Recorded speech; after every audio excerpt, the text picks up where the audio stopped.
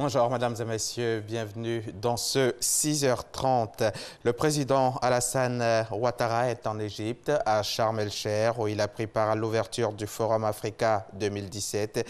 Au cours de cette journée, les présidents égyptiens, guinéens, rwandais et ivoiriens se sont succédés pour parler d'une Afrique solidaire et intégrée face aux défis du développement. Il ressort des différentes interventions que le continent gagnerait à atteindre ses objectifs en mettant l'accent sur l'entrepreneuriat des jeunes. L'envoyé spécial à Sharm el-Cheikh, Jérôme Kofi Abola, donnera son compte rendu dans nos prochains journaux. Ici en Côte d'Ivoire, le Premier ministre Amadou Gon Coulibaly a procédé hier vendredi à Sassandra à la pose de la première pierre des travaux d'aménagement du site du débarcadère et de la construction du marché central de la commune. Fruit de la coopération ivoiro-japonaise, ces différents projets permettront de relancer l'activité économique à Sassandra et dans la région du Boclé. Herman Guivet depuis Sassandra. Ce débarcadère, les populations de Sassandra l'attendent depuis des lustres. La pose de sa première pierre par le Premier ministre Amadou Gon Coulibaly vient comme une brise de mer, insuffler la dynamique du développement et sortir Sassandra de sa léthargie. Jadis, pôle économique du Bas-Sassandra et des autres districts voisins, Sassandra vit de façon nostalgique son histoire. Sassandra s'est donc mis à rêver. Implorant le Dieu Tout-Puissant de lui venir en aide, ce cri de cœur a été entendu par un grand homme par la volonté de Dieu. Il s'agit de son Excellence le président Alassane Ouattara. Monsieur le Premier ministre, vous êtes là pour la pose des premières pierres du débarcadère et du marché central de Sassandra. Le rêve est devenu réalité. Pour le maître d'ouvrage, le ministère des Ressources animales et halieutiques, la pose de la première pierre de ce débarcadère est une véritable opportunité économique pour cette région, dont l'activité principale repose sur la pêche. Excellence, Monsieur le Premier ministre, la communauté des acteurs de la pêche artisanale et les commerçants de Sassandra ne vous diront jamais assez merci. Merci pour les engagements personnels que vous avez pris afin de faciliter la réalisation de cet important projet, un projet qui va sortir la pêche artisanale du secteur informel en la restructurant en profondeur de manière à garantir les produits qui en résulteront et qui lui permettront une traçabilité conforme aux normes internationales. Aujourd'hui, grâce à la volonté de son Excellence M. Alassane Ouattara, président de la République de Côte d'Ivoire, notre pays, à travers l'ensemble des points de débarquement de pêche, entame ainsi sa marche vers la modernisation de sa pêche artisanale. Partenaire sur ce projet d'une extrême importance, l'agence japonaise de coopération, la JICA. Ces différentes entreprises de mon pays visent à contribuer activement à la mise en œuvre du plan national de développement dans l'objectif d'atteindre l'émergence d'ici à 2020, tout en favorisant un développement harmonieux et équilibré entre les zones rurales et urbaines. Le Premier ministre Amadou Gon Coulibaly a salué le dynamisme de la coopération ivoiro-japonaise, dynamisme dont les fruits sont bien visibles, tout en rassurant les populations du Boclé sur les questions relatives au développement de leur région. En posant la première pierre de ces deux ouvrages, parlant du débarcadère et du marché central, d'un coût global de 15 372 milliards de francs CFA, le gouvernement vient donner une réponse concrète à la requête des populations qui a été adressée au président de la République. Le débarcadère et le marché central moderne vont profondément impacter positivement le développement économique et social de la commune de Sassandra. Chers parents de la grande région du Boclé, les infrastructures qui vont être construites sont les vôtres. Vous devez tous vous impliquer, toute communauté confondue, pour en tirer des avantages pour votre bien-être. Oui, le Boclé est une région enclavée qui a besoin d'investissements importants pour valoriser ses riches potentialités économiques, culturelles et touristiques. Le président de la République, son Excellence M. Alassane Ouattara, a pris l'engagement en 2015 d'apporter les meilleures réponses à ces préoccupations. Le gouvernement y travaille donc activement et je suis sûr que le moment venu, d'ici 3 ans et dans les 3 années à venir, vous entendrez les bonnes nouvelles parce que le président Alassane Ouattara est un homme qui ne dit que ce qu'il va faire et quand il l'a dit, il le fait. Depuis quelques jours, la ville de Sassandra fait face à des problèmes de fourniture en électricité. Le Premier ministre Amadou Gon Coulibaly rassure, ces problèmes seront résolus dans l'immédiat. Je veux rassurer toutes les populations de Sassandra que dans la journée d'aujourd'hui et au plus tard demain, mais nous pensons plus dans la journée d'aujourd'hui que demain, le problème de l'électricité de Sassandra sera réglé. Le débarcadère sera bâti sur une superficie d'environ 1 hectare et pourra accueillir plus de 300 vendeurs. Amadou Gon Coulibaly a par la suite procédé à la visite du nouveau marché de Sassandra, 2,5 hectares de superficie, capacité d'accueil environ 900 commerçants. En Côte d'Ivoire, le VIH-Sida touche environ 460 000 personnes. Bon nombre des infectés suivent leur traitement, mais d'autres arrêtent le traitement une fois dépistés positifs, ne commencent pas du tout le traitement. On les appelle les perdus de vue. Pourquoi ces personnes ne prennent-elles pas leurs médicaments ou ne le commencent pas? Combien sont-elles? Sont-elles un danger pour les non-infectés? Quelles sont les actions menées par les responsables de santé?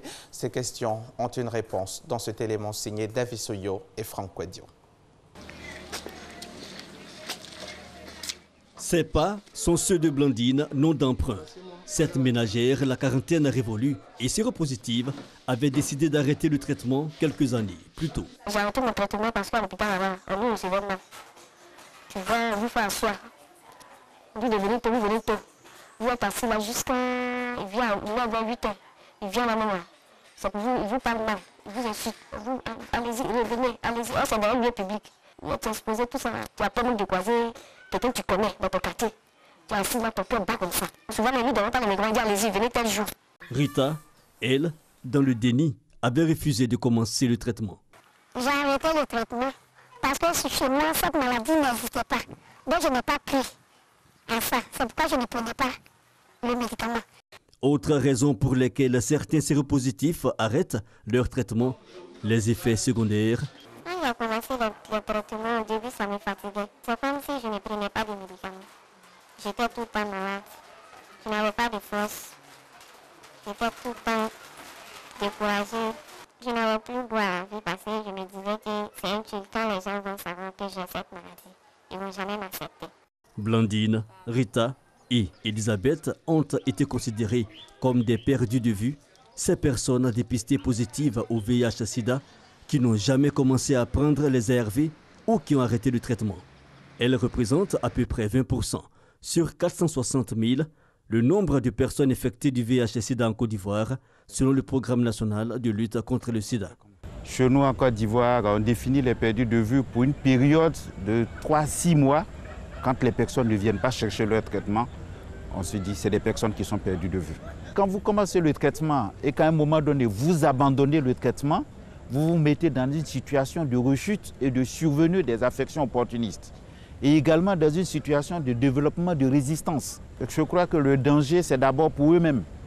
Parce que le traitement antirétroviral, on ne cessera jamais de le dire, c'est la seule façon de maintenir les personnes infectées par le VIH en vie et le plus longtemps possible.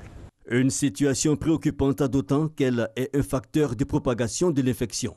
Le ministère de la Santé et de l'Hygiène publique, à travers le programme national de lutte contre le sida, initie un ensemble d'actions dans ce sens. La première action consiste à les appeler parce que quand vous commencez le traitement, il y a un ensemble d'informations qu'on collecte, comme par exemple par quel contact on peut vous joindre.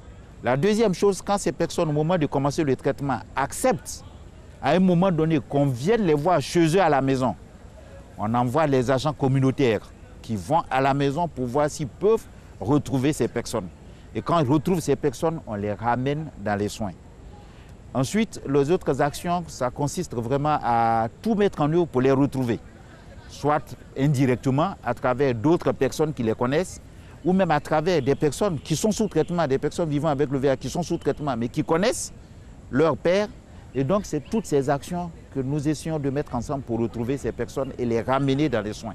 La 19e édition de la conférence internationale sur le sida et les infections sexuellement transmissibles en Afrique, ICASA, qui se déroule sur les bords de la lagune Ébrié, est un moment choisi pour les responsables de santé et leurs partenaires d'intensifier les campagnes de sensibilisation à travers des panels en vue de fléchir les indicateurs du taux des perdus de vue. En novembre dernier, la Côte d'Ivoire a reçu avec le Maroc le trophée d'or de la meilleure stratégie d'État 2017 en Afrique. C'était lors de la première édition de l'Africa Investment Forum and Awards à Paris. L'événement qui a réuni plus de 400 décideurs du monde a permis d'échanger sur les grands enjeux actuels et futurs du développement économique en Afrique.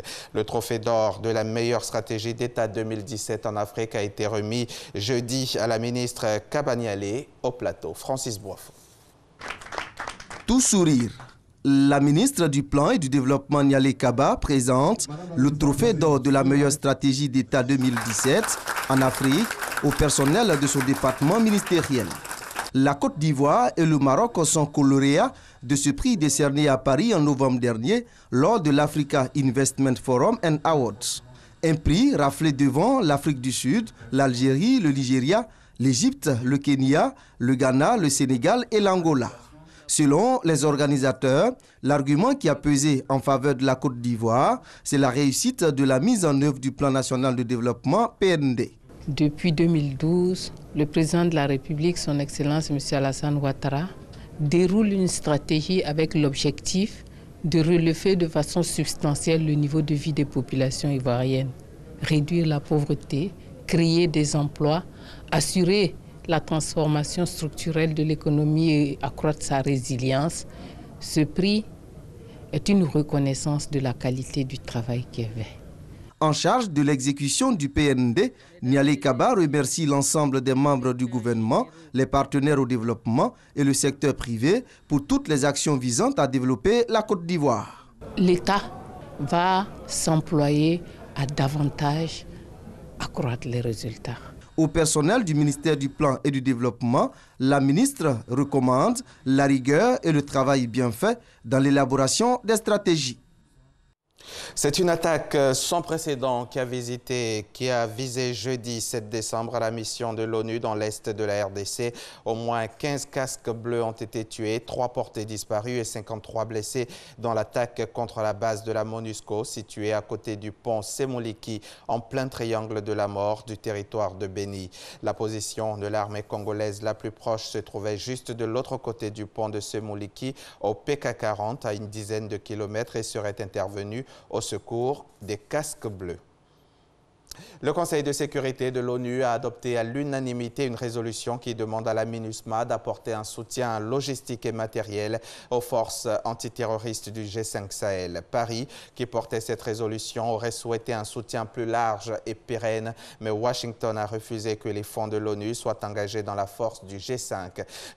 Paris a donc proposé la mise en place d'un fonds spécial géré par l'Union européenne pour obtenir un consensus. Et puis, pour terminer, un hommage grandiose est rendu ce samedi 9 décembre à Paris au chanteur Johnny Hallyday, décédé mercredi. Un hommage qualifié de populaire, mais pour lequel les services de l'État sont mobilisés et auquel Emmanuel Macron va participer. Ce n'est pas un hommage national au sens classique. Pour Johnny Hallyday, le choix a été fait de permettre un accès direct à la population qui pourra se masser au plus près du cortège le long des Champs-Élysées. Bonne journée sur RTI.